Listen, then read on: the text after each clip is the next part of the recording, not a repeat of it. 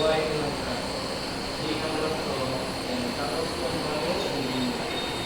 Ang nagawin hindi ka na kaya, sabihin na maraming sa kanya. At kaya hindi siya, tapos, huwag mo lang pipilitin ko. Ang sunod niya yung pag-sabihin, nakikita sa iyo. Kahit ang gawin na dyan, hindi siya yung gagawin mo. Sa gabi. Ito, nag-park ka sa site ka. Hindi mo alam yung lugar, hindi ang pilit ka. Tapos dito sir, ito emergency key, halimbawa emergency sa bahay mo. Or sa site mo. Pero pa rin dala, hindi mo okay na may pag pinabahan mo, mabalik mo. Kasi hindi yan wala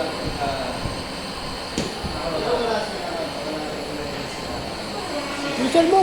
meron. Minsan mo. Tama na lang. Nalain mo, papunta roon. Baka mabuwala. Pwede ka